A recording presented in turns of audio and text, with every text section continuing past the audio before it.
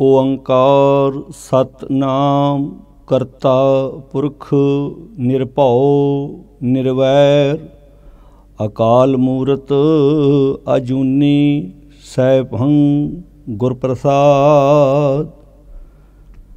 मैं मूर्ख की केतक बात है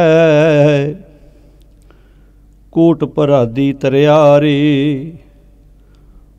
गुरु नानक जिन सुनिया पेखिया से फिर गर्भास न परियारे। वाहिगुरु जी का खालसा वाहिगुरु जी की फतेह। गुरु प्यारी साध संगत जी, सिख धर्म के बानी धन गुरु नानक साहब सच्चे पातशाह जिन्हां दा प्रकाश मूल नानकशाही कैलेंडर अनुसार 1 वैसाख जदों असी इतिहास विचों पढ़ते हाँ तो गुरु नानक साहब जी का स्कूलों में भी आम ही जिक्र आउंदा सी।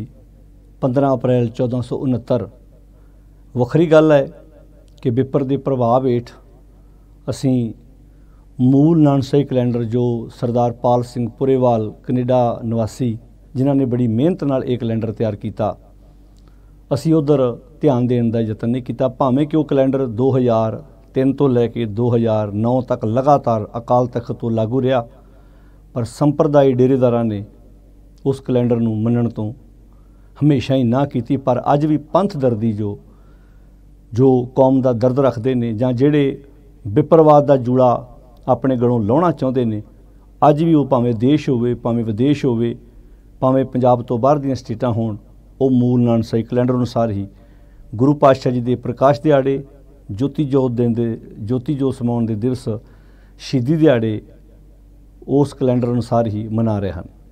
तो खैर आपां गल कर रहे सी सिख धर्म के बानी धन गुरु नानक साहब सच्चे पातशाह महाराज जी की, जिन्हां ने लंबा टाइम समाज नूं जगाउण विच जिहड़ी अपनी दिन रात की घालना की ते एक निर्मल पंथ जिहड़ा सी जिहदे बारे सत्कारयोग भाई गुरदास जी ने अपनी वारां विच भी लिखिया है, मारिया सिक्का जगतर विच नानक निर्मल पंथ चलाया। उहदा मतलब सी वो राह जिहड़ा मैल तो रहत, वो रस्ता जिहड़ा सानू सच्चाई दे बहुत नेड़े करदा सी, जां इंज कह लईए जिहड़ा सानू अंदरों बाहरों जियों निर्मल बाहरों निर्मल जिहड़ा सी करन विच साडी मदद करदा सी। वो रस्ता गुरु साहब जी ने अपने जीवन काल दे विच सानू विखाया। अज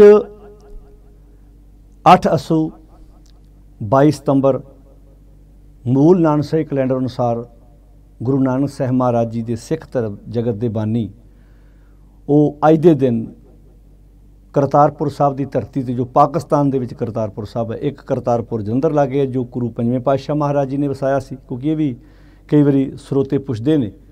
पर जिहड़ा पाकिस्तान दे विच करतारपुर साहब है उत्थे गुरु नानक साहब अज दे दिन 8 असू 22 सितंबर नूं गुरु नानक साहब महाराज ज्योति जोत समाए सन मूल नानकशाही कैलेंडर अनुसार। तो अज दी ये वीडियो विच आपां इस विषय ते विचार करनी है कि गुरु नानक साहब महाराज जी दे ज्योति जोत समाउण दे संबंध विच कई तरह के साडे सिख जगत विच भरम भुलेखे ने, ਜਿਹੜੇ किते ना किते असी उदा ही ਜਿਹੜੇ किते ना किते असी भरमां दे शिकार हो के उदा ही असी सुनाई जा रहे हैं। जिवें आम ही गल कही जाती है कि जो गुरु नानक साहब महाराज ज्योति जो समाए तो बड़ा वड्डा एक रौला पै गया मुसलमान ते हिंदू वीरां दे विच। रौला ये पिया, वो कहंदे साडा है, वो कहंदे साडा है।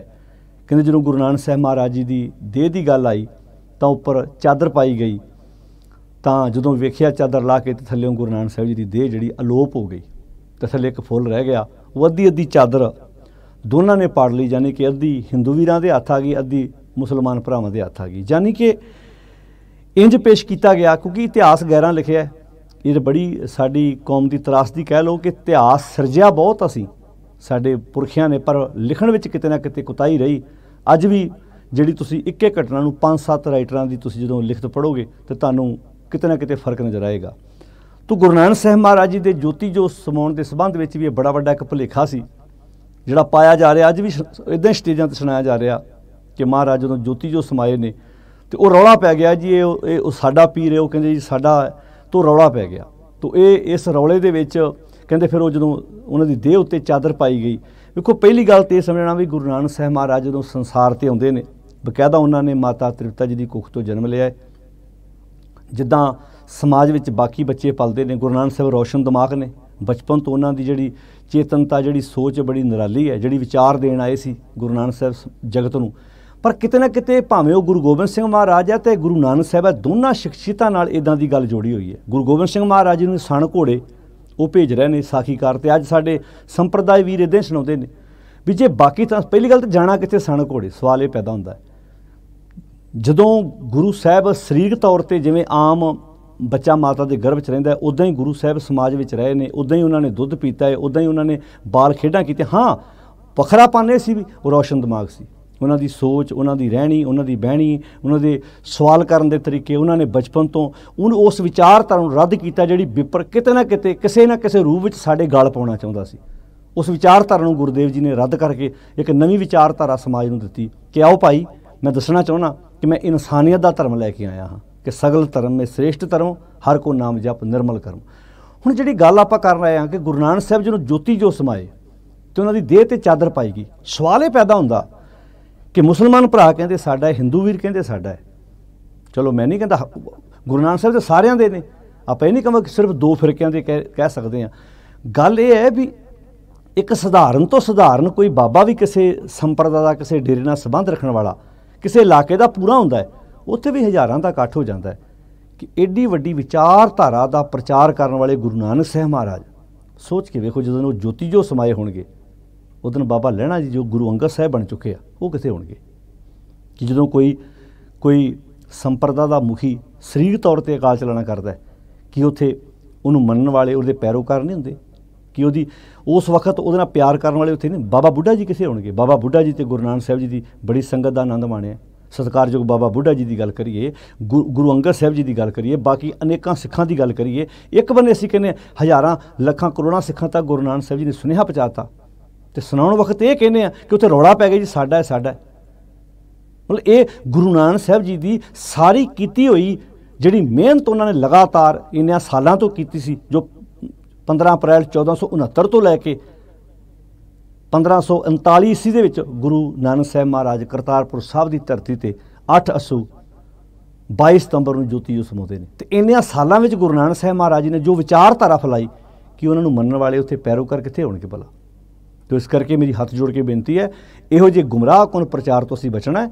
गुरु नानक साहब जी की देह का बकायदा संस्कार किया गया है। इन्हां भुलेखिਆਂ चों कढ़ण वास्ते मेरे ख्याल च है हर एक बुलारे नूं अपनी स्टेटमेंट विचारधारा संगतां सामने रखनी चाहिए है ताकि आम साडे वीर भैण भला भुलेखिਆਂ का शिकार ना होण। क्योंकि ये मैं तां अज गल कीती, एक तो अज है ज्योति जो समाउण का दिवस है, आम सवाल भी किया जाता है ਜਦੋਂ किते कथा विचार वास्ते कई साडे बुलारे भी जिहड़े अक्सर गल करते आ उन्हां नूं भी करदे होणगे संगत विचों सवाल कि गुरु नानक साहब जी की देह नाल की होया जी, जां गुरु गोबिंद सिंह महाराज जी सण घोड़े चले गए? नहीं, बकायदा उन्हां दा जिवें आम शरीर का संस्कार किया जाता है। हाँ वखरी गल है गुरु नानक साहब महाराज सरीरक तौर पर भावें वो 15 अप्रैल जदों असीं गल करते हैं 1469 दे विच वो सरीरक तौर पर इस दुनिया ते इस फानी दुनिया विच आउंदे ने, पर जिहड़ी विचारधारा दित्ती है अज भी असीं 10 पातशाहियां दी आत्मक जोत कहने वो सरीरक तौर पर 1539 ईस्वी दे विच चले गए आ, पर उन्हां दी विचारधारा अज भी साडे कोल है। तो जिहड़ी गल गुरु अर्जन साहब महाराज जी ने कही सी ने बाकमाल सी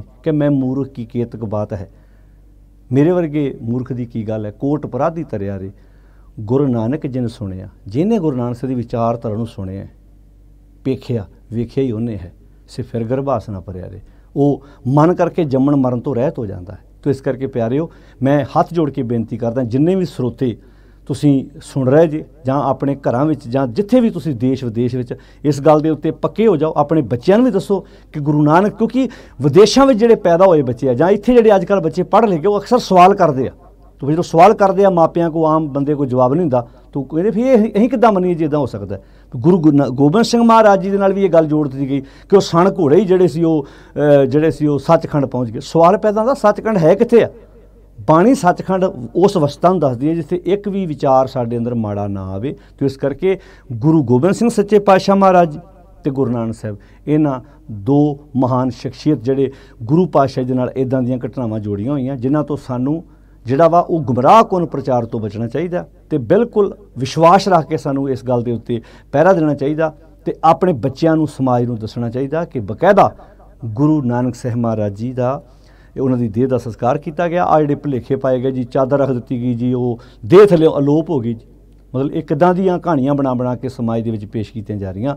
ਤੋ ਜੇ ਇੱਦਾਂ ਦਾ ਕੋਈ ਬੁਲਾਰਾ ਕੋਈ ਬਾਬਾ ਰਾਗੀ ਸਾਖੀ ਸੁਣਾਵੇ ਵੀ ਤੇ ਉਹਨੂੰ ਮੇਰੀ ਹੱਥ ਜੋੜ ਕੇ ਬੇਨਤੀ ਹੈ ਸਰੋਤਿਆਂ ਨੂੰ ਕਿ ਬੜੇ ਪਿਆਰ ਨਾਲ ਪੁੱਛਿਆ ਕਰੋ ਤਾਂ ਕਿ ਉਹ ਅੱਗੇ ਤੋਂ ਆਪਣੇ ਪ੍ਰਚਾਰ ਦੇ ਵਿੱਚ ਸੋਧ ਕਰ ਸਕਣ ਤੇ ਸਾਨੂੰ ਇਹਨਾਂ ਗੱਲਾਂ ਤੇ ਪਹਿਰਾ ਦੇਣ ਦੀ ਲੋੜ ਹੈ। ਆਓ ਆਪਣੇ ਘਰਾਂ ਵਿੱਚ ਇਹ ਕਦੀ ਨਾ ਮੰਨੀਏ ਕਿ ਸਾਡੇ ਤੋਂ ਗੁਰੂ ਸਾਹਿਬ ਕਦੀ ਦੂਰ ਹੋਏ ਆ, ਉਹ ਤੇ ਹਮੇਸ਼ਾ ਸਾਡੇ ਅੰਗ ਸੰਗ ਆ, ਗੁਰ ਮੇਰੇ ਸੰਗ ਸਦਾ ਹੈ ਨਾਲੇ। ਤੂੰ ਹਮੇਸ਼ਾ ਹੀ ਗੁਰੂ ਪਾਤਸ਼ਾਹ ਦੀ ਵਿਚਾਰਧਾਰਾ, ਗੁਰੂ ਨਾਨਕ ਜਿਹਨੇ ਸੁਣਿਆ ਵੇਖਿਆ, ਗੁਰੂ ਨਾਨਕ ਜਿਸਨੇ ਗੁਰੂ ਨਾਨਕ ਸਾਹਿਬ ਦੀ ਵਿਚਾਰਧਾਰਾ ਨੂੰ ਸੁਣਿਆ ਹੈ ਵੇਖਿਆ ਹੀ ਉਹਨੇ ਆ, ਤੋ ਜਿਹਨੇ ਸੁਣਿਆ ਹੀ ਨਹੀਂ ਉਹਨੇ ਵੇਖਿਆ ਵੀ ਨਹੀਂ। ਤੋ ਆਓ ਇਸ ਕਰਕੇ ਗੁਰੂ ਦੀ ਗੱਲ ਨੂੰ ਧਿਆਨ ਨਾਲ ਸੁਣੀਏ, ਉਹਨੂੰ ਮੰਨੀਏ, ਵਿਚਾਰੀਏ ਤੇ ਆਪਣੀ ਜ਼ਿੰਦਗੀ ਵਿੱਚ ਲਾਗੂ ਕਰਨ ਦਾ ਯਤਨ ਕਰੀਏ। ਤੋ ਅੱਜ ਦਾ ਦਿਨ 8 ਅੱਸੂ ਜਿਹੜਾ ਹੈ ਉਹ 2022 ਦੀ ਆਪਾਂ ਗੱਲ ਕਰਦੇ ਹਾਂ। ਮੂਲ ਨਾਨਕਸ਼ਾਹੀ ਕੈਲੰਡਰ ਅਨੁਸਾਰ ਗੁਰੂ ਨਾਨਕ ਸਾਹਿਬ ਜੀ ਦਾ ਜੋਤੀ ਜੋਤ ਸਮਾਉਣ ਦਾ ਦਿਵਸ ਹੈ। ਆਓ ਆਪਣੇ ਘਰਾਂ ਵਿੱਚ ਗਿਆਨ ਦੇ ਦੀਵੇ ਬਾਲੀਏ, ਗੁਰੂ ਸਾਹਿਬ ਦੀ ਵਿਚਾਰਧਾਰਾ ਨੂੰ ਸਮਝੀਏ, ਆਪਣੀ ਜ਼ਿੰਦਗੀ ਵਿੱਚ ਲਾਗੂ ਕਰੀਏ।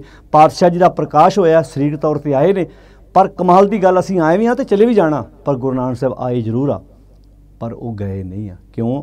ਕਿਉਂਕਿ ਉਹਦਾ ਕਾਰਨ ਆ ਉਹਨਾਂ ਦੀ ਵਿਚਾਰਧਾਰਾ, ਉਹਨਾਂ ਦਾ ਉਪਦੇਸ਼, ਉਹਨਾਂ ਦਾ ਸਿਧਾਂਤ ਅੱਜ ਵੀ ਅਸੀਂ ਗੁਰਬਾਣੀ ਵਿੱਚੋਂ ਪੜ੍ਹਦੇ ਤੇ ਸਮਝਦੇ ਤੇ ਵਿਚਾਰਦੇ ਹਾਂ। ਆਓ ਗੁਰੂ ਦੀ ਵਿਚਾਰਧਾਰਾ ਆਪਣੀ ਜ਼ਿੰਦਗੀ ਵਿੱਚ ਲਾਗੂ ਕਰੀਏ ਤੇ ਵਹਿਮਾਂ ਭਰਮਾਂ ਪਖੰਡਾਂ ਵਿੱਚੋਂ ਬਾਹਰ ਨਿਕਲਣ ਦਾ ਯਤਨ ਕਰੀਏ। ਸਾਰਿਆਂ ਦਾ ਧੰਨਵਾਦ। ਵਾਹਿਗੁਰੂ ਜੀ ਕਾ ਖਾਲਸਾ, ਵਾਹਿਗੁਰੂ ਜੀ ਕੀ ਫਤਿਹ।